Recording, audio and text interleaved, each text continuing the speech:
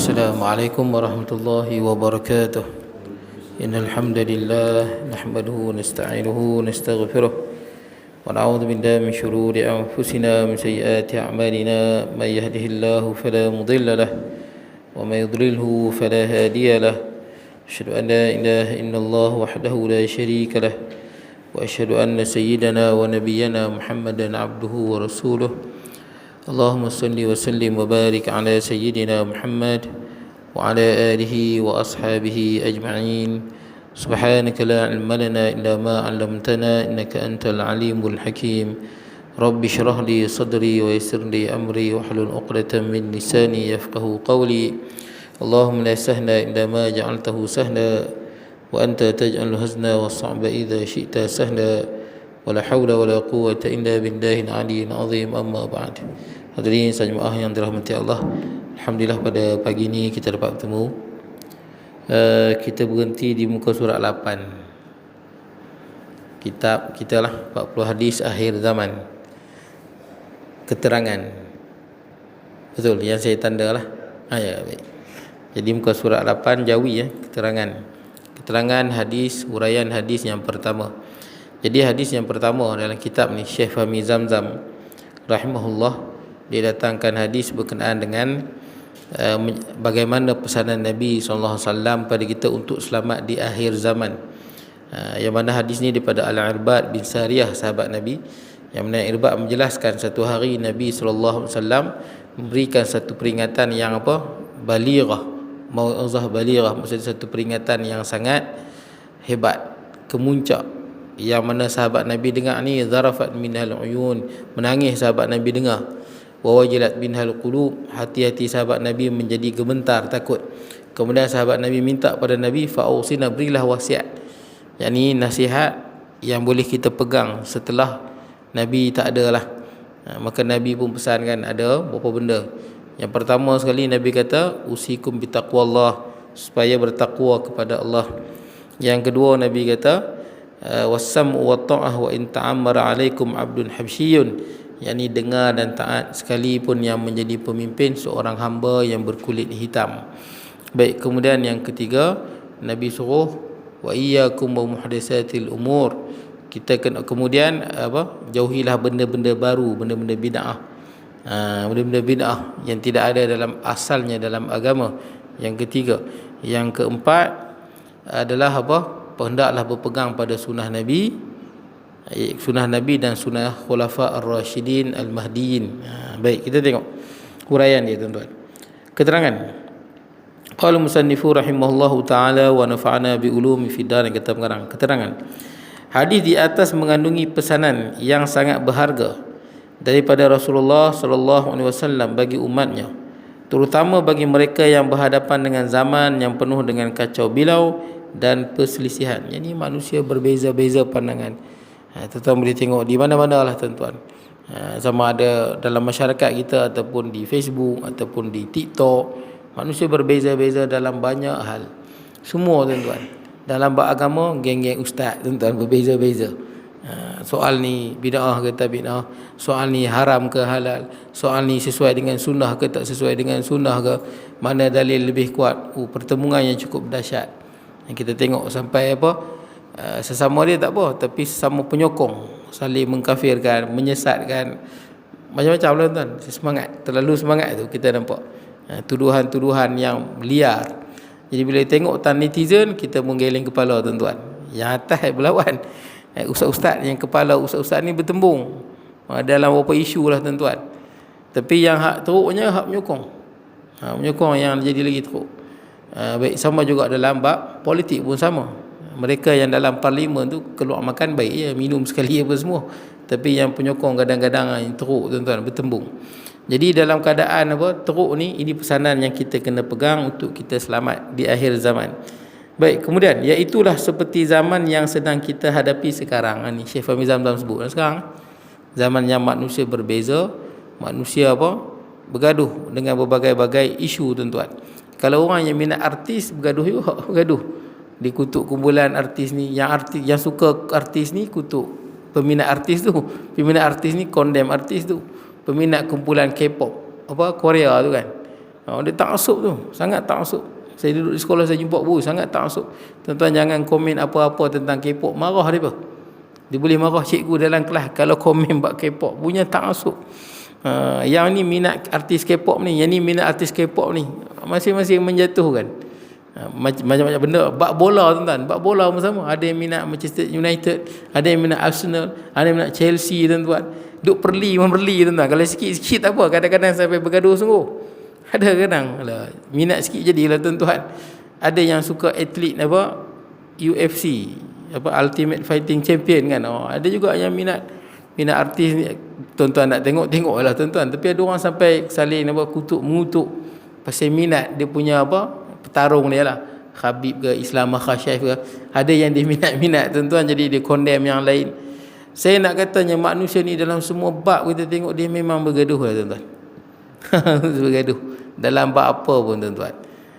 Dalam politik, dalam parti yang sama bergaduh, walaupun parti yang sama gaduh, dalam mesyuarat lari tepuk meja.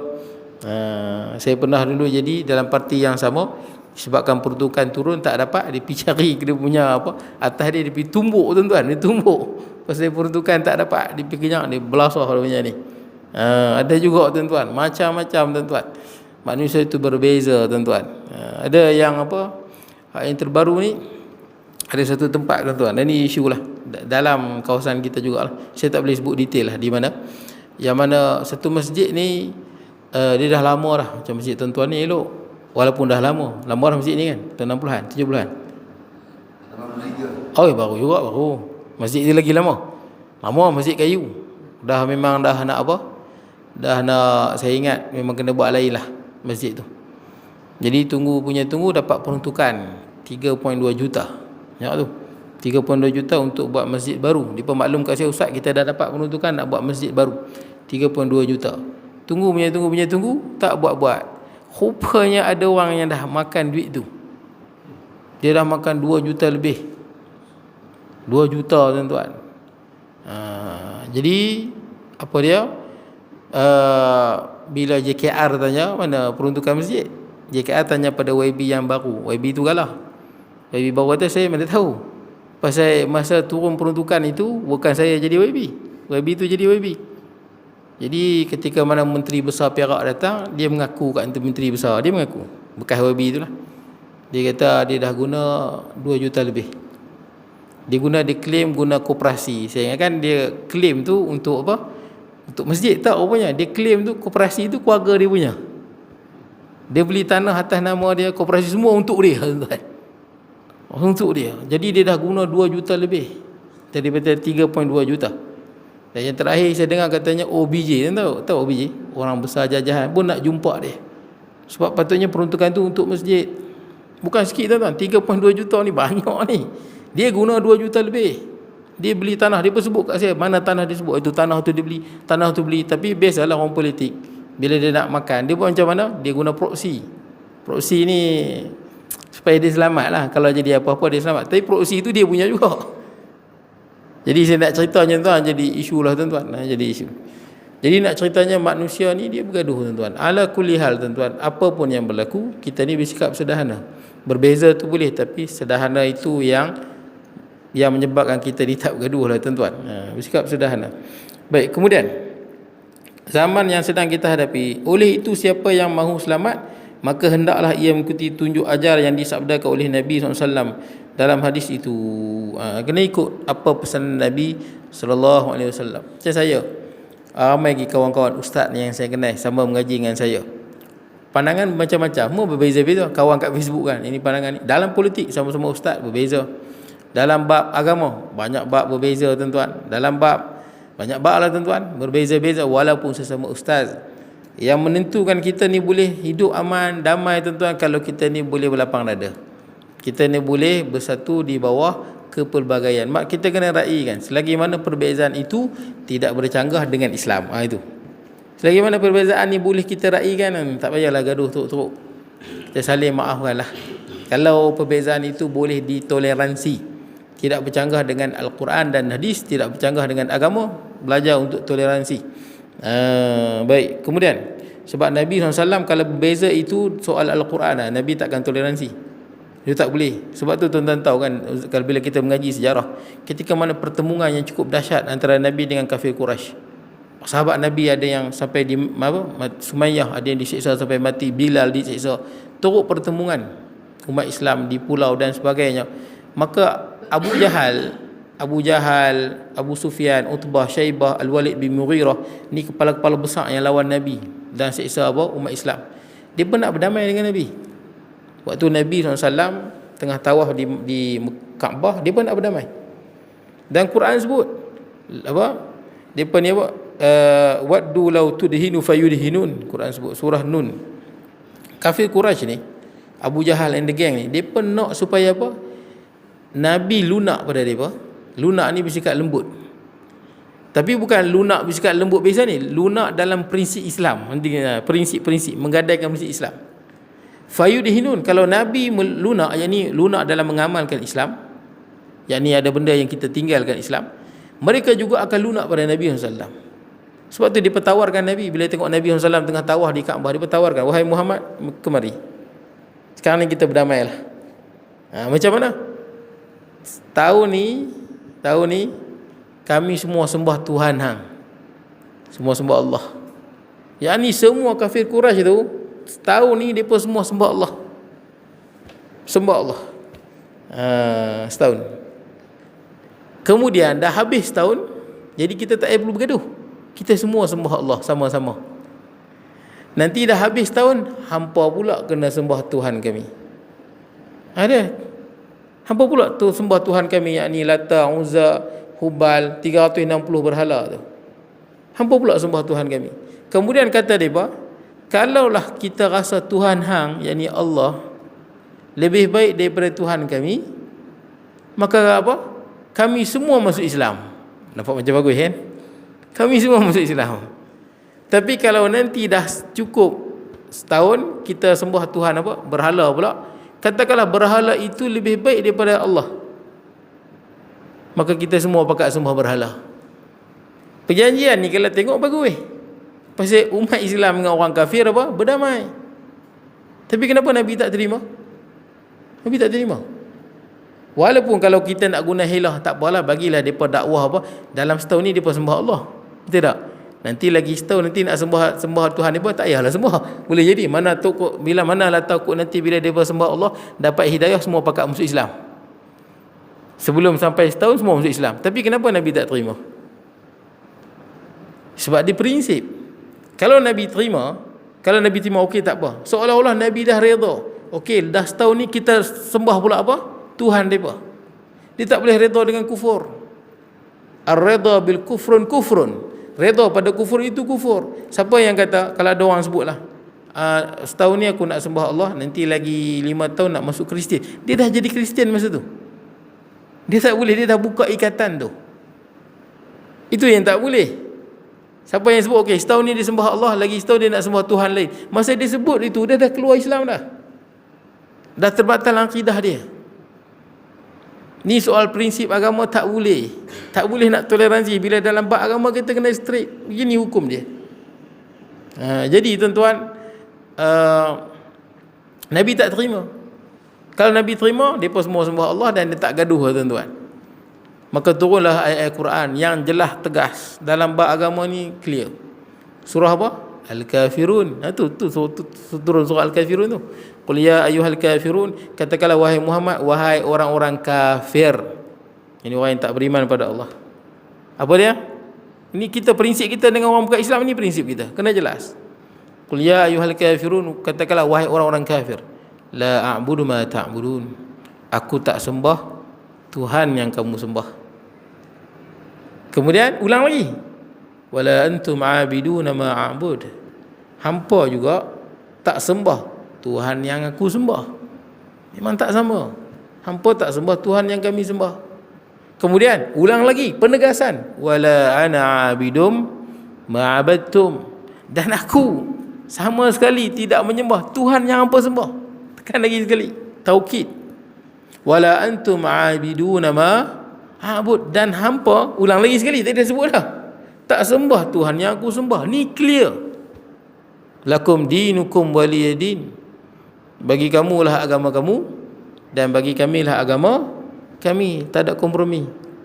Dan ada tak orang yang cuba kompromi? Ada. Tuan-tuan tak agama Sikh, sing tu, pakai serban. Macam mana boleh jadi sing? Sing banyak ciri-ciri Islam. Sing. Saya beberapa kali nak pergi masjid, termasuk Gurdwara Sahib, tuan-tuan. Gurdwara Sahib, tempat mereka semayang. Memang sebenarnya tuan-tuan boleh semayang dalam tempat mereka.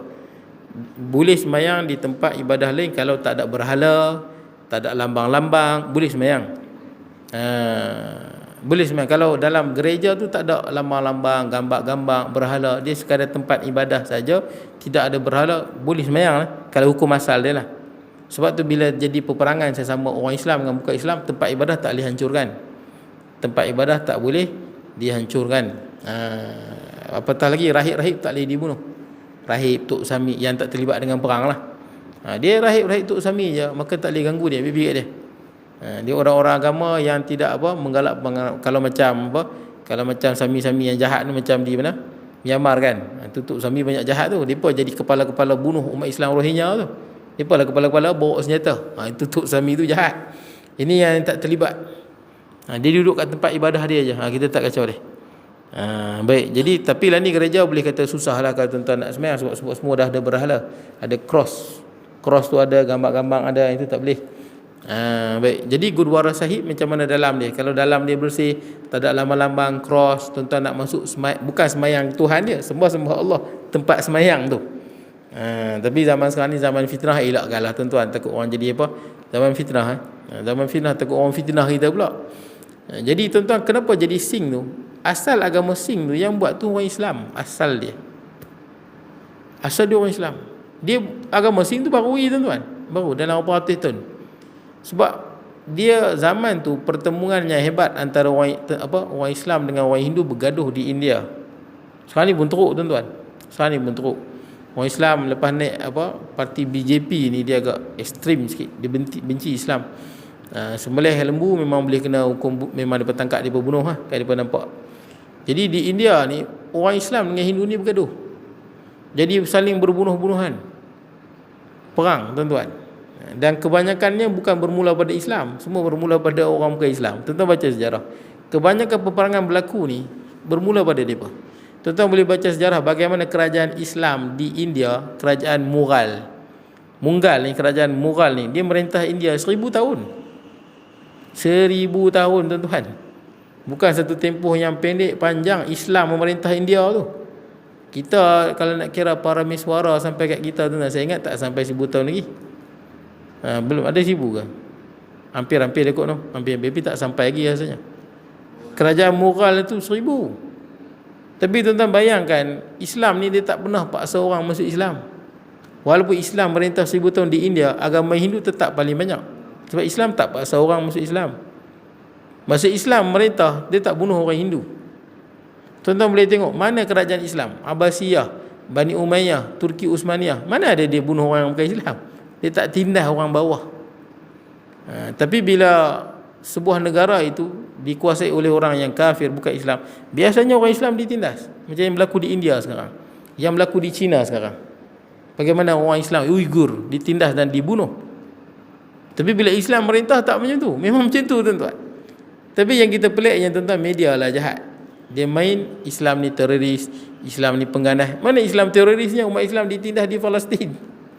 Umat Islam dulu diserang di Afghanistan. Umat Islam di Iraq dibom. Umat Islam yang kena bunuh, media main umat Islam yang kena. Itulah jahatnya media. Umat Islam yang dibunuh, umat Islam yang dituduh. Pelik tuan-tuan.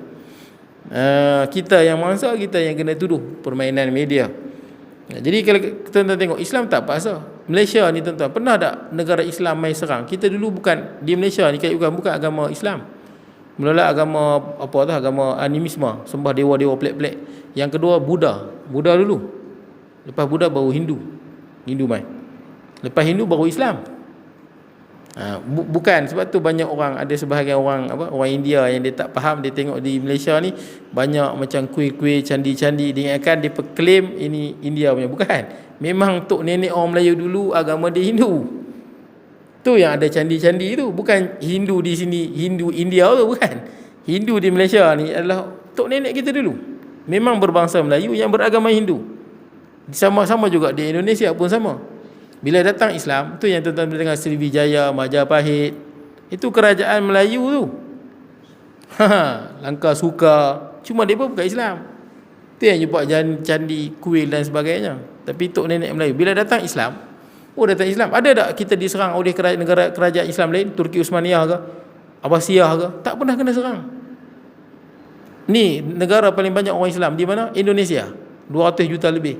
Pernah tak kerajaan Islam mana menyerang? Tak pernah diserang oleh siapa-siapa pun. Abbasiyah tak pernah, Turki Uthmaniyah tak pernah serang. Dakwah je.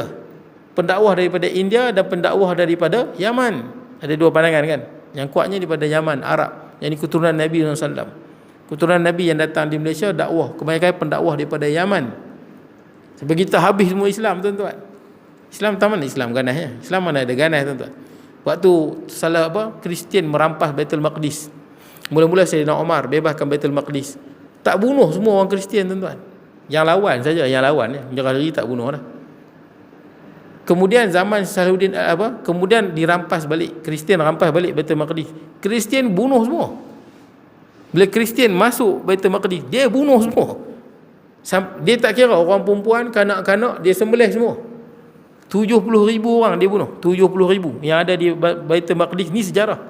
Dia sembelih habis di kota di Palestin tu, bermandikan darah 70,000 dia sembelih dalam masa sehari. Orang Islam dibunuh. Kemudian selang 100 tahun, hampir 100 tahun, 92 tahun, Salahuddin Al-Ayyubi rampas balik. Ambil balik. Tuan-tuan semua tahu kan Salahuddin Al-Ayyubi. Bila Salahuddin Al-Ayyubi rampas balik, tuan-tuan boleh, benda tu, cerita ni orang putih buat cerita kan. Boleh tengok cerita Salahuddin Al-Ayyubi tu. Orang putih buat. Dan orang putih ambil balik kata-kata Salahuddin Al-Ayyubi tu. Salahuddin Al-Ayyubi kata apa? Kamu boleh keluar. Waktu dia nak kalah dah. Kristian nak kalah. Dia kata boleh keluar. Kamu punya queen boleh keluar, bawa senjata, bawa barang apa nak keluar, nak duduk dalam ni pun boleh, nak keluar pun boleh, saya tak akan bunuh, saya tak akan kacau. Apa yang tentera Kristian tu sebut? Dia kata waktu kami ambil, ni orang putih rakam balik kata-kata Salahuddin Ayyubi, waktu kami ambil kota ni, kami sembelih semua. Apa kata Salahuddin Ayyubi? Saya bukan macam tu. Memang Islam bukan macam tu. Islam tak buat, walaupun dia dah buat pada orang Islam 70,000 dia sembelih, Islam tak akan buat. Dia benarkan keluar. Ini sejarah, tuan-tuan. Tapi media jahat. Maka dia main Islam ni ganas, Islam ni mana bukti sejarah Islam ganas mana ada. Tuan-tuan baca sejarah perang apa? Perang Badar, perang Uhud. Kalau saya nak baca, saya mengajar kitab Ar-Rahiqul Maktum dalam beberapa masjid saya mengajar. Dalam perang apa? Tang mana yang Islam mula dulu? Tak ada, tuan-tuan. Diizin perang pun pasal depa Islam ni diancam, baru diizin kita bertindak balas. Kalau tak ada. Sebab tu saya yakin sungguh, tuan-tuan. Saya yakinnya yang dipu bom sana, bom sini, tuan-tuan, bukan orang Islam yang buat. Mustahil, tuan-tuan. Kalau orang Islam, adakah tuan-tuan akan buat benda yang memalukan agama kita? Adakah kita orang normal, kita akan buat benda yang memalukan keluarga kita, ayah kita, malukan anak-anak kita? Kita takkan buat.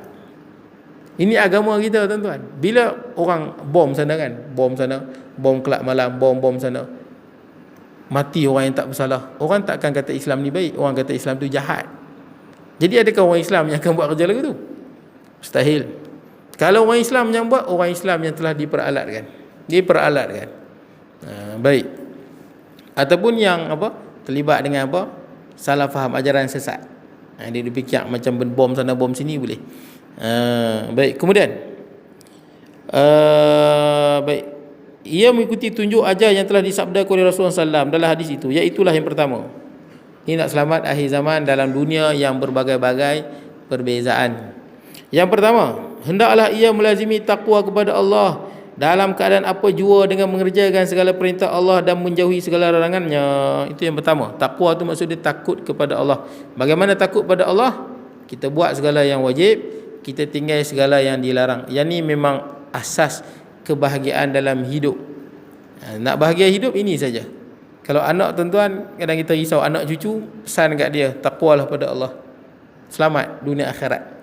Dalam Quran Allah Taala sebut banyak, tuan-tuan, ya ayyuhallazina amanu in tattaqullaha yaj'al lakum furqana. Sekiranya kamu bertakwa pada Allah, yakni buat segala yang wajib, tinggal segala yang Allah Taala larang, yaj'al lakum furqana. Allah Taala jadikan pada kita kemampuan untuk membezakan antara yang benar dan yang salah. Siapa yang betul-betul dalam hidup ni, yang dosa dia tak buat, Yang wajib dia buat, Allah berikan dia kemampuan nak beza antara banyak-banyak benda ni, mana yang benar, mana yang salah. Tapi syarat dia kena betul-betul takwa. Betul-betul. Kadang-kadang yang jadi tak kerti nak apa, membeza antara benar dan salah ni pasal dosa. Dosa tu dia jadi kita kelabu, tuan-tuan. Kita susah nak membezakan antara benar dan salah, dosa yang ada. Malah dalam hadis yang sahih sebut, dosa menyebabkan rezeki kita terhalang. Kadang rezeki tu ada dah tertulis untuk kita, tapi kerana dosa yang kita buat, rezeki tu tak sampai kat kita. Dosa boleh menghalang rezeki. Dosa banyak benda lah, tuan-tuan. Kebanyakan dalam hidup kita, tuan-tuan, yang berlaku kerana dosa, tuan-tuan. Kebanyakannya. Kereta rosak, sakit ni, sakit tu, jadi bencana dekat sana. Bencana berlaku sama ada pada diri kita, harta kita dan keluarga kita. Kebanyakannya kerana dosa. Itu yang kadang-kadang ada orang dia rajin buat dosa masa dia muda-muda. Bila dia besar tengok anak dia buat macam mana, dia selalu buat. Dia macam tu, tuan-tuan. Dalam Quran sebut, wama asabakum min musibatin fabima kasabat aydikum. Quran sebut jelas. Apa saja musibah yang menimpa kamu, kebanyakannya kerana apa? Bima kasabat aydikum, dosa yang kamu buat. Termasuklah sakit-sakit yang kita kena. Wa ya'fu an katsir, tapi kebanyakannya Allah maafkan. Dosa bawa bencana pada hidup kita. Dosa bawa bencana. Sebab tu dalam hadis sebut Allah Taala akan uji orang kan. La yazalul bala'u, dalam hadis riwayat Imam apa? Tirmizi, bala tu sentiasa kena pada seseorang. Fi nafsihi, pada diri dia. Wa waladihi, pada anak dia. Dan pada harta dia. 3. Diri dia, anak dia dan harta dia. Sebab bila anak kita sakit, kita pun susah. Harta kita kena bencana, kita pun susah. Bala tu kena pada seseorang. La yazalul bala'u bil mu'min wal mu'minah. Bala tu sentiasa kena. Macam-macam ujian pada orang lelaki yang beriman atau perempuan beriman, pada diri dia sakit dan sebagainya, ataupun harta dia kurang, terbakar dan sebagainya, rosak ke, dan pada anak dia, sama ada perangai anak dia, ataupun anak dia belajar macam mana, ataupun sakit ke macam mana lah, hatta yalqallah wa ma alaihi khati'ah. Supaya apa? Diberi ujian tu sehingga segala dosa dia habis langsung, sehinggalah dia bertemu dengan Allah, dia tidak dosa apa-apa. Saya nak sebutnya, tuan-tuan, dosa kita menyebabkan bala itu turun pada kita, harta kita dan anak kita. Itu hadis sahih, tuan-tuan. Jadi kadang-kadang kita kena berhati-hatilah, tuan-tuan. Baik. Jadi takwa, tuan-tuan, takwa pada Allah. Kemudian dalam Quran sebut wa yaghfir lakum dzunubakum, Allah Taala akan ampun dosa. Allah Taala beri kemampuan kita membezakan antara baik dan buruk, dan Allah ampunkan dosa kita. Yang kedua, mentaati perintah pihak yang menguruskan segala hal ehwal kaum muslimin, walaupun seandainya mereka terdiri daripada golongan hamba. Orang yang memerintah urusan kaum muslimin, dia tak kira naik lagu mana. Pertama sekali, sistem Islam lah, kita panggil khilafah Islamiyah. Khilafah Islamiyah, pemilihan dia macam Khulafa Ar-Rasyidin yang 4 tu. Abu Bakar, Umar, Osman dan Ali dan Hasan bin Ali. Macam mana dia punya pemilihan dia? Mesti dilantik oleh orang yang berkelayakan. Pertama, orang yang pandai agama, dan dia pandai bidang pentadbiran. Dia 2 sekali. Jadi mereka ni yang pilih. Macam Sayyidina Abu Bakar kan, sahabat Nabi, bincang-bincang semua sepakat Sayyidina Abu Bakar naik. Yang pilih ni adalah ahlul hilli wal iqdi. Cukup dia pun pilih ni orang yang pandai agama dan orang yang pandai politik. Dia pun pilih. Dia akan tahu mana yang terbaik. Sama juga zaman Sayyidina Umar, sahabat Nabi yang hebat-hebat ni, cadangkan dia. Sayyidina Osman, zaman Sayyidina Ali pun sama. Cumanya, tuan-tuan, apa beza khilafah Islamiyah dengan demokrasi? Dia ada beza lah. Khilafah Islamiyah, yang lantik pemimpin tu orang yang memang dia tahu siapa yang paling layak, siapa yang paling baik. Tu khilafah Islamiyah. Kalau demokrasi bukan sistem Islam, tapi itu yang ada, kita nak buat macam mana? Kalau itu yang ada, kita tak boleh abaikan. Dia ada kaedah usul fiqh, ma la yudraku kullu la yudraku jullu. Benda yang kita tak dapat buat semua, jangan tinggal semua. Dan itu sistem yang ada. Jangan kita tak pergi mengundi pula, semua tak mengundi, biar tak payah mengundi. Hancur negara kita, tuan-tuan. Nanti orang bukan Islam semua pakat mengundi, kita semua tak mengundi, tuan-tuan. Kacau. Dan kita kena tahu, dalam di Malaysia ni, yang sangat berkuasa dengan undang-undang dan sebagainya adalah Perdana Menteri. Dia paling berkuasa sekali. Bila dia dah pegang, maka sistem ke apa ke, dia boleh ubah macam-macam lah, tuan-tuan. Dan tuan-tuan pun tahu Perdana Menteri pernah mengurangkan kuasa raja dan sebagainya. Parlimen tu, bila dah duduk di kursi tu, maka kuasa dia sangat kuat. Dan di Malaysia Perdana Menteri tidak disyaratkan mesti Melayu Islam. Kena tahu tu. Dia tak ada dalam undang-undang mesti Melayu Islam, tak ada. Makna dia tak mustahil kalau ada orang usaha naik bukan Melayu Islam duduk di situ. Jadi kalau saya nak sebutnya betapa bahayanya kalau orang Islam tak terlibat dengan politik. Mesti tuan-tuan ikut jemaah tabligh, ikut-ikutlah tuan-tuan, tapi jangan tak undi kena undi. Pi undi. Makna dia tuan-tuan, bila tuan-tuan dah sistem negara kita, sistem demokrasi, kita memilih, maka dengan akal yang Allah Taala bagi, kita pilihlah yang mana elok dalam sangkaan kita. Ini insya-Allah lah boleh elok. Boleh negara kita jadi elok. Tuan-tuan rasa yang mana, pilih. Dan kita akan dipertanggungjawab di atas pilihan mana yang kita pilih. Baik tuan-tuan. Apa beza demokrasi dengan sistem khilafah? Sistem khilafah Islamiah ni yang naik tu memang elok lah. Pasal yang pilih tu orang yang elok. Tapi sistem demokrasi belum tentu elok. Dia kena tengok masyarakat. Kalau masyarakat dia ramai bijak, faham tentang hukum Islam, faham tentang agama, faham masyarakat yang elok, dia akan pilih pemimpin yang elok. Tapi kalau masyarakat dia banyak yang rosak, contohnya masyarakat banyak LGBT, dia akan pilih pemimpin LGBT. Pasal apa? Sesuai untuk dia. Kalau rakyat ni banyak hedonisme, tahu hedonisme ni maksud dia hidup untuk seronok lah. Dia semayang tak payah, yang penting boleh hisap dadak. Ya, hidup ni buat apa saja. Segala benda yang nak suka boleh buat. Budaya hedonisme memang banyak lah ni.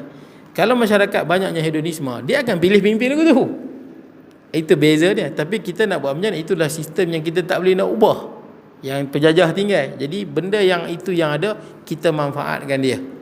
Jangan tak manfaatkan tuan-tuan, kena manfaatkan dia. Dan saya dulu ikut jemaah tabligh tuan-tuan. Mungkin tuan-tuan pernah ikut jemaah tabligh. Saya dulu ikut dekat U. Saya suka jemaah tabligh ni. Tapi saya tak setujulah dengan mereka bila mereka sebut jangan mengundi. Tak boleh tuan-tuan. Kalau orang Islam tak mengundi, apa jadi? Itu disebut jangan mengundi. Itu antara, dan saya sebut mereka memang tak mengundi pun. Bila masa pilihan raya, mereka ramai-ramai pergi duduk kat markah mereka. Duduk tak mengundi. Dan Allah Ta'ala nak tunjuk tuan-tuan. Allah Ta'ala nak tunjuk. Masa saya ikut jemaah tabligh, saya ikut tuan-tuan, tapi macam biasalah. Nama mana-mana jemaah pun, bila orang di situ, dia ada benda yang kita setuju. Sebab orang tuan-tuan ada salah ada betul. Jadi tuan-tuan, walaupun saya rajin keluar 3 hari, tapi saya tak setujulah benda tu. Bagi saya benda tu salah. Salah dari segi logik dan salah di sudut agama sebenarnya. Dan Allah Ta'ala nak tunjuk tuan-tuan, tabligh jadi pergaduhan yang sangat dahsyat di India. Sampai ada yang mati lah. Punca dia pasal apa? Punca dia kerana politik. Politik tabligh. Sampai ada yang mati. Tabligh ni pecah tuan-tuan. Dia pecah dua. Sampai dia ada 2 golongan. Pasal apa tuan-tuan? Kerana politik dalam tabligh tu. Politik ni, apa makna politik? Politik ni cara membuat keputusan oleh sesuatu kumpulan. Itu politik dia tu. Kalau dia ada yang besar, negara, betul tak? Macam mana nak buat keputusan? Ada yang kecil sikit, negeri, kecil sikit lagi. Daerah, kecil lagi ada, masjid ada. Macam tuan-tuan, bagaimana tuan-tuan nak bincang bersama AJK, nak buat satu keputusan. Itulah politik sebenarnya. Ada dah AJK masjid yang bergaduh? Ada tuan-tuan. Masjid tuan-tuan mungkin aman, daman, bagus ya. Ada beberapa masjid dalam Krian ni yang bergaduh teruk, tak jumpa kata putus. Jawatan agama terpaksa take over. Bukan bergaduh pasal politik, bergaduh pasal dia ni nak buat lagu ni, dia ni nak buat lagu ni. Macam tu kan. Kawan ni nak buat duit masjid untuk ni, kawan ni tak mau. Bergaduh teruk. Sampai jabatan kena take over, Zat. Bukan bergaduh pasal politik, pasal pendapat. Kawan ni nak lagu ni, kawan ni lagu ni, kawan ni ada geng dia, kawan ni ada geng dia. Jabatan agama take over, Zat. Teruk sangat. Itu saya kata. Cara nak buat keputusan itu. Bila besar kita panggillah negara. Baik. Jadi tuan-tuan, pendek kata, politik ni bila kita duduk berkumpulan dan kita berpakat nak buat keputusan, itulah politik. Daripada bahasa Belanda. Tuan-tuan boleh baca balik tuan-tuan berkenaan dengan politik. Kenapa tabligh bergaduh tuan-tuan? Lah ni sampai sekarang berpecah. Siapa yang tak ikut tabligh dia tak tahu. Siapa ikut dia tahu. Sebab bila dia pun asalnya tabligh dipimpin oleh 5. Dia tuan tabligh dipimpin oleh 5 hadraji dipanggil. 4 ke 5? 4 hadraji. Depa ni yang kontrol semua. Ada 4 maulana. Semua kena ikut depa hadraji ni. Tak pada depa dah, walak pada depa. Semua maulana ni dah meninggal. Meninggal seorang. Tinggal seorang saja maulana. Nama dia Maulana Sa'ad. Maulana Sa'ad. Dia duduk di India. Bila tinggal Maulana Sa'ad, maka Maulana Sa'ad claim dia lah pemimpin tabligh. Betul, dia ada tinggal dia seorang. Satu lagi tim kata tak boleh. Tabligh tak boleh dipimpin oleh seorang. Dia mesti dipimpin oleh majlis syura. Dia panggil syura alami. Syura alami kata tak boleh, kena buat macam dulu, mesti ada 5 orang hadraji. Hadraji yang pemimpin tabligh. Yang ni kata tak, kami kena walak. Ni geng walak tuan-tuan, walak pada Maulana Sa'ad. Di India, geng-geng apa Maulana Sa'ad ni diserang geng-geng apa syura alami sampai ada yang mati. Video pun ada, tuan-tuan boleh tengok. Video di YouTube bagaimana dia serang ramai-ramai, dia pahalau, yang mati pun ada. Sebab tu bila saya duduk dalam jemaah tabligh, ada tabligh kata politik ni kotor lah, politik ni sekarang ni apa yang berlaku pada tabligh, tuan-tuan?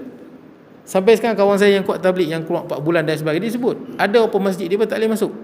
Ada masjid yang ni geng ni pegang. Dia dah kan tabligh ada main masjid kan, masjid-masjid. Dia ada geng tu kontrol lah. Ini masjid-masjid geng syura alami, geng Maulana Sa'ad tak boleh masuk. Kawan saya tu geng Maulana Sa'ad lah. Tapi dia kata geng tu panggil lah juga dia untuk terjemah. Sebab kawan saya ni pandai terjemah Arab ke Melayu. Kalau belah Eropah kebanyakan itu geng syura alami. Belah sini masih lagi banyak geng apa Maulana Sa'ad. Kalau Sip tadi Maulana Sa'ad lah. Kalau belah Melaka ke Johor, tu belah syura alami. Saya kenal antaranya Prof Nasuha. Prof Nasuha tu saya kenal, profesor, pakar mata, tuan-tuan. Dia tu geng syura alamiah. Dia hentam sungguh lah. Dia hentam sehentam-hentamnya yang geng Maulana Sa'ad. Itu kadang-kadang kita kena berhati-hati, tuan-tuan, bila kita nak sebut. Kita nak sebut politik ni kotor, politik ni jahat, semua orang terlibat politik ni kotor, malah jadi kat kita, tuan-tuan. Baik, yang penting sederhana, tuan-tuan. Baik, kemudian itu yang pertama. Siapa saja jadi pemimpin, katakanlah dia naik dengan sistem khalifah, kena taat lah. Yang kedua, dia naik sistem beraja, tuan-tuan. Sistem beraja macam raja-raja Melayu dululah. Siapa yang cetuskan sistem beraja ini? Bila mati ayah naik anak sulung, betul tak? Anak sulung meninggal, anak nombor 2. Sistem beraja ni siapa yang cetuskan? Muawiyah bin Abi Sufyan, sahabat Nabi. Kenapa dia cetuskan? Sebab zaman tu dah tak ada dah nak cari syura, nak syura tak boleh ya. Nak cari ahli hilli wal iqdi ni yang betul-betul layak cari pemimpin ni susah. Masa ni semangat perkauman tu sangat, suku tu kuat. Maka dia lantik anak dia. Muawiyah buat, tuan-tuan, dengan ijtihad dia, semua sistem raja, tuan-tuan, semua sistem beraja, Abbasiyah, Umayyah, Turki Utsmaniyah dan sistem beraja di tanah Melayu, semua ikut bagaimana Muawiyah buat. Dan ada tak raja-raja yang beriman dan bertakwa? Ada, tuan-tuan? Ada. Dia soal baik tak baik ni, tuan-tuan, sebenarnya pertama kalau dia naik dengan sistem Islam memang elok lah, sebab ahlul hilli wal iqdi yang pilih. Tapi kalau sistem beraja ni, tuan-tuan, tak semestinya tak elok. Sebab ada saja raja di tanah Melayu, walaupun dia naik dengan sistem beraja, ayah mati anak naik, tapi dia orang yang beriman dan bertakwa. Ada raja, tuan-tuan baca raja-raja Melayu, walaupun dia naik pasal ayah dia meninggal, tapi dia memimpin dengan adil. Sebab tu baik ke tak baik pemimpin tu bukan ikut sistem beraja ataupun sistem demokrasi, sebenarnya bergantung pada diri pemimpin tu. Kalau dia naik dengan cara walaupun sistem beraja, tapi dia seorang raja yang baik, yang sayang pada rakyat dia, yang tak menindas, rakyat dia hidup senang. Ada tak raja yang jahat? Raja Besiung apa tu? Saya lupa, tuan. Raja Besiung kan dia ada buat benda salah, betul tak? Dia raja tapi buat benda salah. Kan dia buang siung dia dan sebagainya. Cerita pemaisuri apa? Mahsuri kan? Mahsuri tu. Kan macam dia dizalimi yang di apa? Di Langkawi. Pernah macam Mahsuri kan? Ada juga raja tapi dia jahat, ada juga. Bukan bergantung pada sistem tu, bergantung pada orang tu. Sama juga sistem demokrasi. Dia naik dengan pilihan rakyat. Ada sebahagian orang dia naik dengan pilihan rakyat dan dia baik. Dia orang yang jujur, banyak tolong rakyat dan sebagainya. Ada orang naik dengan sistem demokrasi, tapi bila dia dah pegang kuasa, dia dah jadi kuasa mutlak. Sebab tu ada orang dia naik dengan sistem demokrasi, tapi bila duduk di kursi tu, dia lebih kejam daripada diktator. Banyak je kalau tuan tengok di luar negara. Sebab sebelum pilih dia baik lah. Sebelum naik dia tak ada kuasa lagi. Baik, begini. Tapi bila dia dah pegang kuasa, dia dah ada kuasa. Tentera, polis semua bawah dia, dia boleh buat apa saja. Bila dah duduk di situ, dia boleh jadi diktator, boleh. Malah lebih teruk pada diktator pun boleh. Boleh. Ada orang sebelum dipilih baik, tapi bila dah dipilih, lain pula rakyat tengok, susah. Betul tak? Dulu lain, sekarang lain. Boleh juga, tuan-tuan. Itu politik, tuan-tuan. Jadi baik ke buruk, dia naik dengan cara mana pun, kita kena taat. Demokrasi. Kalau tuan-tuan luar negara, orang tanya, siapa Perdana Menteri Malaysia? Tuan-tuan kena sebut. Yang apa berbahaya, Datuk Seri Anwar Ibrahim. Tuan-tuan kena sebut. Dia pemimpin kita. Suka ke tak suka, redha ke tak redha, tuan-tuan, pemimpin lah. Benda yang baik kita kena taat. Benda yang baik lah. Benda yang disebut benda itu baik, tak bercanggah dengan Quran, kita taat lah. Tapi kalau ada pemimpin suruh bercanggah dengan Quran dan hadis, maka kita tak boleh taat. Itu jelas tuan-tuan. Sekalipun seorang raja yang memerintah seluruh dunia, tapi disuruh buat satu benda dan benda itu bercanggah dengan Islam, kita tak boleh taat. Pasal dia makhluk. La ta'ata li makhluk fi ma'siyatil khaliq. Tidak boleh taat pada makhluk dalam derhaka pada Tuhan. Tak boleh. Baik, boleh ha? Bila pilihan raya, tuan-tuan kena tengok mana yang lebih baik. Tuan-tuan nampak yang ni lebih baik, lebih selamat untuk agama dan bangsa. Tuan-tuan pilih yang tu. Kalau tuan-tuan dah pilih sungguh-sungguh dah, tiba-tiba tengok dulu baik, naik-naik tak baik, tuan-tuan sekurang-kurangnya tuan-tuan dah pilih. Tidak berfikir. Dah. Kita dah berfikir, mudah-mudahan kita selamat di akhirat. Baik, kemudian selama mereka berpegang dengan ni pengarang sebut ni, selama mereka berpegang dengan Al-Quran dan sunnah Nabi SAW, selagi dia berpegang itu, bila pemimpin itu taat pada Quran, taat pada hadis, kena taat pada dia. Ataupun perintah dia. Katakan pemimpin tu dia ada buruk, dia ada jahat, ada perintah dia yang bercanggah Quran dan hadis, tak boleh ikut. Ada perintah dia yang tak bercanggah Quran dan hadis, kena ikut. Kena ikut. Begitu tuan-tuan. Baru sistem ni dia berjalan elok. Benda yang kita bercanggah jangan ikut, yang tak bercanggah boleh ikut. Dan sunnah-sunnah Khulafa Ar-Rasyidin, yang jadi Abu Bakar, Umar, Osman dan Ali. Kerana patuh kepada penguasa yang punya sifat-sifat ini, bererti patuh pada Quran dan hadis Nabi SAW. Sebab tu kenapa kena taat pemimpin lagu ni? Pasal dia taat pada Al-Quran dan hadis. Bila pemimpin itu taat pada Quran dan hadis, maksudnya dia mengamalkan Al-Quran dan hadis, kita tak boleh lawan dia. Bila kita lawan dia, sedangkan dia ikut Quran dan hadis, seolah-olah kita lawan Quran dan hadis. Sebab tu dalam Quran tuan-tuan baca kan, ya ayyuhalladzina amanu, macam mana? Fa in tanaza'tum fi syai' ya ayyuhalladzina amanu atii'ullaha wa atii'ur rasul wa ulil amri minkum. Ayat selalu dengar kan ayat ni. Wahai orang yang beriman, taatlah kamu pada Allah, atii'ullah.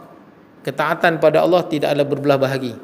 Jangan Allah Ta'ala sebut dalam Quran begini, kita kata yang ni dah tak logik, yang ni dah tak boleh pakai hukum ni, yang ni yang Allah Ta'ala sebut ni tak logik. Tak boleh. Ketaatan pada Allah tidak ada belah bahagi. Ati'ullah, disebut ati'ullah. Ketaatan pada Allah tidak ada belah bahagi, tak ada pilihan yang lain. Wa ati'ur rasul, dan taat pada Rasul. Dia tak ati'u, taat pada Rasul. Apa yang Rasul sebut tidak ada belah bahagi, tak ada pilihan nombor dua. Yang Nabi sebut yang tu. Kemudian wa ulil amri minkum, wa ulil amri minkum, dia tak sebut ati'u. Pasal apa tak sebut?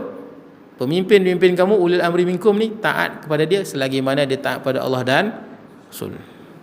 Kemudian Al-Quran sebut fa in tanaza'tum fi syai'in, sekiranya kamu bertelagah, yakni rakyat bertelagah dengan pemimpin bertelagah dengan rakyat, macam mana nak buat? Fa in tanaza'tum, berbeza-beza, farudduhu ila Allahi war Rasul, maka kena kembalikan kepada Allah dan Rasul. Jelas. Kembalikan pada Allah dan Rasul apa? Tengok balik Al-Quran, tengok balik hadis. Antara rakyat dengan pemimpin, yang mana kena dengan Quran, yang mana yang kena pada hadis, yang tu yang kena ikut. In kuntum tu'minuna billahi wal yaumil akhir, kalau kamu betul-betul beriman dengan Allah dan hari akhirat, zalika khairu wa ahsanu ta'wila, itulah yang terbaik penghabisannya. Jadi saja perbezaan dengan siapa-siapa pun, maka kembali dia Quran dan hadis. Itu penentu tuan-tuan. Kalau masing-masing nak kembali, tapi kalau masing-masing tak mau kembali pada Quran dan hadis, tak mau tengok Quran dan hadis, mana yang lebih dekat dengan kebenaran, selagi itulah perbezaan takkan habis. Baik, kemudian ketiga, berpegang teguh kepada sunnah Nabi SAW dan sunnah para khulafa ar-rasyidin yang Al-Mahdi, Abu Bakar, Umar, Osman dan Ali, yang mana mereka telah mendapat petunjuk daripada Allah, iaitulah berpegang kepada pahaman dan amalan ahli sunnah wal jamaah, yang mendapat jaminan selamat daripada api neraka dan bertuah mendapatkan syurga pada hari kiamat nanti. Jadi pegang pada sunnah Nabi lah. Sunnah Nabi ni apa? Perkataan Nabi, perbuatan Nabi dan pengakuan Nabi. Tidak ada dalam dunia ni tuan-tuan, tidak ada dalam dunia ni, daripada dulu sampai hari kiamat, daripada diciptakan langit dan bumi, tidak ada perkataan orang, perbuatan orang dan pengakuan orang yang lebih baik daripada pengakuan Nabi SAW. Jadi tuan-tuan jangan terpedaya dengan tipu daya golongan-golongan Syiah. Disebut dia tak mau pegang pada sunnah Nabi, dia nak pegang pada sunnah ahli bait Nabi. Dia nak pegang pada perkataan ahli bait Nabi, ahli keluarga Nabi perbuatan, perkataan dia dan pengakuan dia. Adakah ahli bait lebih tinggi daripada Nabi? Sehingga kau nak tinggal sunnah Nabi. Kalau dia kata ahli bait lebih tinggi daripada Nabi, ini boleh jadi kufur tuan-tuan. Ahli bait Nabi mulia kerana apa? Kerana mereka keturunan Nabi SAW. dan kerana mereka mengikut Nabi. Kalau dia ahli bait Nabi tak ikut Nabi, tidak ada kemuliaan pada dia. Dia ahli bait Nabi tapi tak ikut Nabi, sembahyang puasa pun tak, tempat dia neraka. Anak Nabi Nuh dalam neraka. Anak Nabi Nuh dalam neraka. Anak Nabi Nuh. Isteri Nabi Lut dengan isteri Nabi Nuh dua-dua dalam neraka. Dia tak ada jami. Anak Nabi Adam ada dalam neraka. Qabil di neraka, anak Nabi. Keturunan Nabi ni mulia selagi mana dia ikut Nabi. Dia tak ikut Nabi, dia tak mulia. Dia tempat dia neraka. Termasuklah keturunan Nabi SAW. Yang mana dia sangkut paut dengan Nabi SAW tapi dia tak taat pada Nabi, dia buat dosa, derhaka, tempat dia neraka. Syurga ni bagi orang yang beriman dan beramal soleh. Kan kita baca Quran sebut ahli syurga ni apa? Beriman dan beramal soleh. Tak kira lah dia orang Arab ke, keturunan Nabi ke, bukan keturunan Nabi ke, dia orang Melayu ke, dia orang Jawa ke, Banjar ke, orang Kelantan ke, orang Minang ke, orang mana-mana tuan-tuan. Kalau dia beriman, dia bertakwa, dia ahli syurga. Tapi kalau dia tak beriman, dia tak bertakwa, dia keturunan Nabi, pak saudara Nabi masuk neraka. Abu Lahab pak saudara Nabi, tempat dia neraka. Abu Talib pak saudara Nabi, tempat dia neraka. Baik, kemudian yang keempat, menjauhi perkara-perkara bid'ah dalalah, iaitulah apa jua fahaman dan amalan yang ditambah kepada agama Islam yang sempurna ini padahal tidak ada dalil atau asal dan contoh daripada agama. Sekiranya ada asal atau dalil, maka tidaklah perkara yang baru itu dikatakan bid'ah menurut pengertian syarak, bukan bid'ah dalalah, tetapi hanya dinamakan bid'ah menurut pengertian bahasa sahaja. Itulah bid'ah hasanah. Macam mana nak hurai ni tuan-tuan? Tuan-tuan kalau pergi di Penang, lebih 3 minit sikit saya nak pergi ni. Di Penang, Jabatan Agama Islam Pulau Pinang dia dah keluar dah satu poster. Di poster tu dia tulis, perbincangan dalam Majlis Agama Islam Pulau Pinang telah memfatwakan perkara-perkara tersebut tidak boleh dibid'ahkan ataupun disesatkan. Tahlil, talqin, Maulidur Rasul, kunut, disebut dia keluar. Makna dia kalau mana-mana ustaz dia mengajak, dia sebut benda ni bid'ah, sesat, maka ustaz ni boleh tak boleh ngajak pancung dia keluar tu. Memang ada di Pulau Pinang, ada dia keluarkan. Sebab apa tuan-tuan? Dia sebab pemahaman dalam soal bid'ah ni ulama berbeza pandangan. Ada pandangan yang keras sehingga yang benda yang Nabi tak pernah buat semua dihukum bid'ah dan sesat. Termasuklah Maulidur Rasul.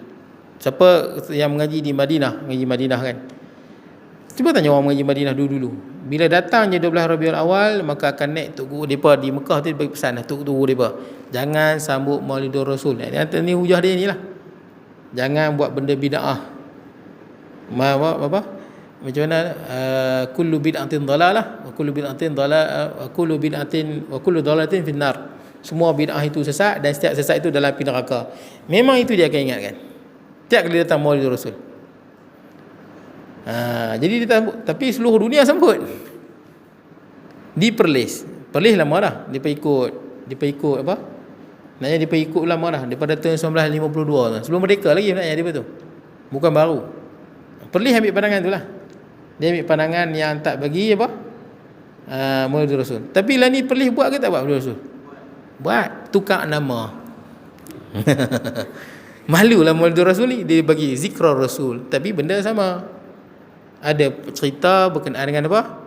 Cerita berkenaan dengan Nabi, sejarah Nabi, lepas tu buat makan, sama. Cuma dia kata ada beza juga. Kami ada riwayat yang tidak sahih dan sebagainya. Riwayat ni tuan-tuan ulama berbeza pandangan. Betul tak? Nak cerita bab riwayat sirah, saya boleh sebut. Mana-mana tokoh salafi yang sebut apa riwayat yang tak sahih, ada bukan tak ada je riwayat yang tak sahih. Yang mana dia bertelagah sama depa, boleh kita sebut. Dia bertelagah sahih tak sahih, depa sambut juga. Tapi tukar nama, malu-malu lah tuan-tuan. Sama juga talqin tuan-tuan, talqin. Depa kata bid'ah kan, tapi depa buat tak? Buat. Dia buat juga, tapi lain sikit. Pertama depa berdiri tak duduk, dia ubah sikitlah. Tak duduk atas ni. Kemudian apa? Baguslah dia berdiri itu bagus, sebab ada hadis kata tak boleh duduk, takut duduk atas kubur.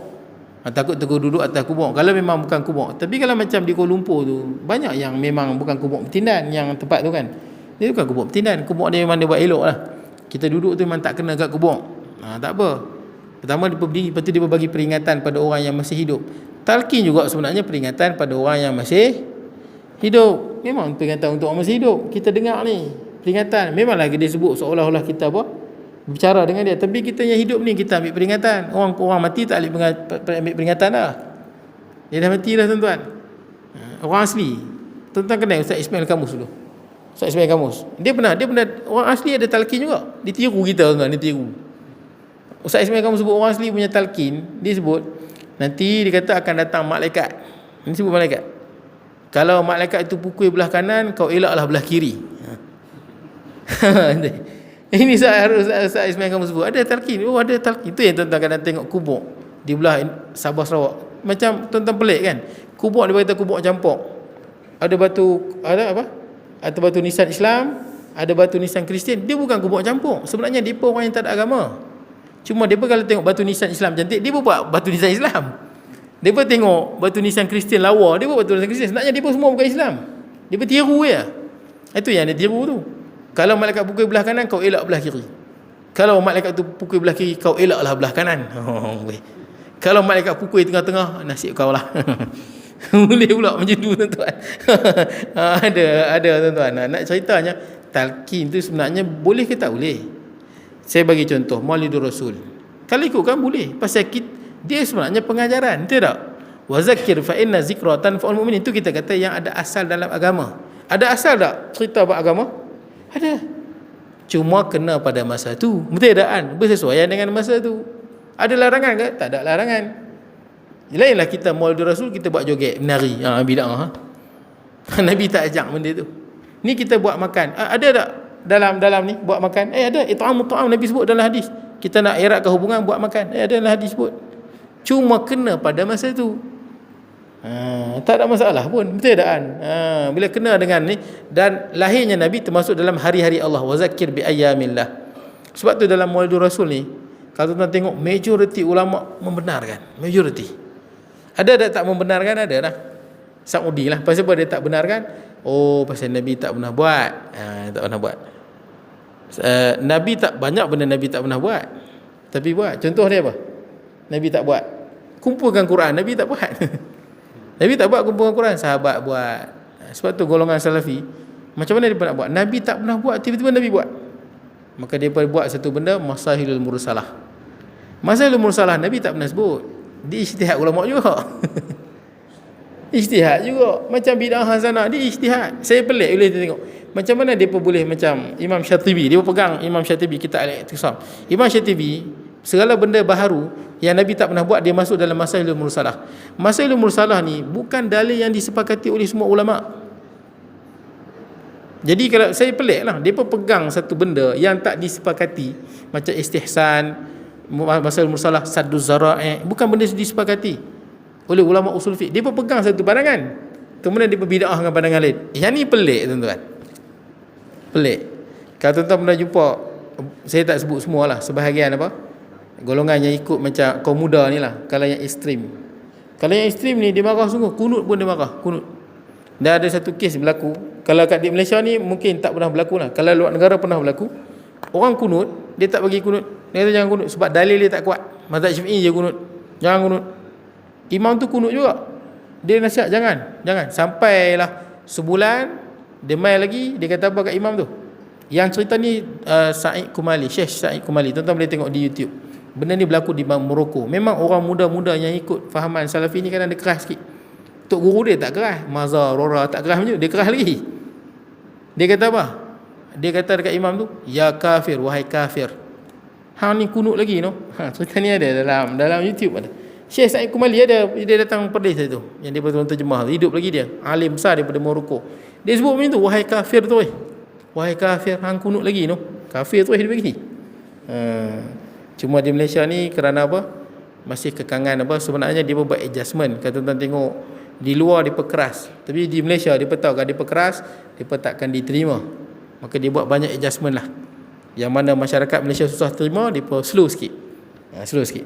Tapi terlepas juga, kalau tuan-tuan tengok di YouTube dia, di Facebook, ada juga yang keras tu ada. Saya habiskan tuan-tuan. Tetapi hanya dinamakan bid'ah menurut pengertian bahasa saja. Maksud dia kalau ada asal. Macam tadilah buat tahlil, baca Yasin malam Jumaat. Betul tak? Baca Quran, ada asal dalam Quran tak baca Quran?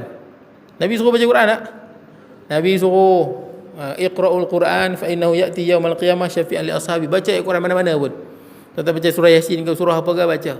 Cuma jangan kata Nabi suruh baca malam Jumaat, tak baca salah dan tak boleh lah. Kita sandar pada Nabi.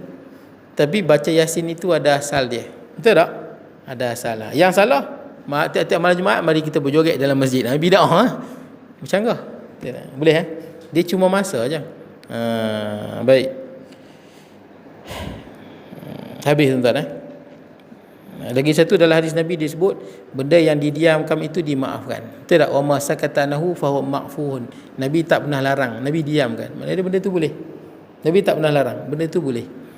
Dalam hadis Nabi sebut yang Nabi suruh kita buat, yang Nabi larang kita tinggal. Yang Nabi tak sebut, benda tu kembali pada ijtihad para ulama. Ijtihad para ulama. Yang jelas bercanggah tak boleh.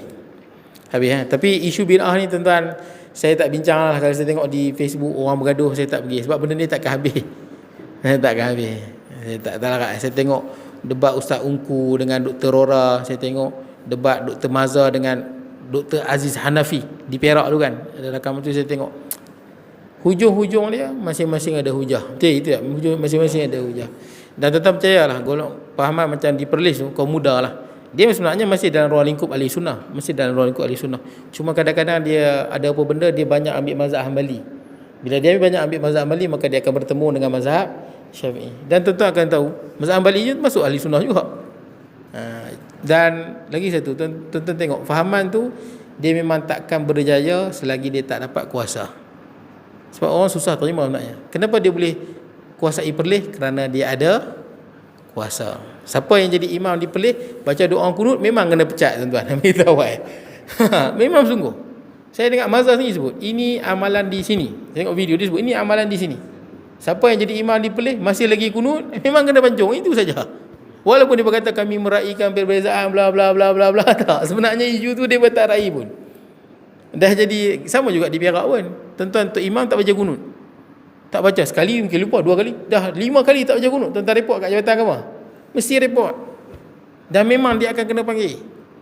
Dia kena panggil. Memang jawatan akan panggil dia, tanya apa sebab tak baca kunut. Saya ikut Perlis. Pergi duduk Perlis. Itu jawapan dia. Ini dalil lebih kuat, dalil tak kuat tak payah sembang lah. Benda ni kita dah ngaji habis lah. Tak larat gaji lah. Baik tuan-tuan. Bismillahirrahmanirrahim. Allahumma ja'al jam'ana hadha jam'an tafarruqan wa tafarruqan ma'suma wa la taj'al minna shaqiyyan wa la mahmudan wa la mathuda wa sallallahu nabiyina Muhammad wa alihi wa sahbihi wa sallam. Alhamdulillahirabbil alamin.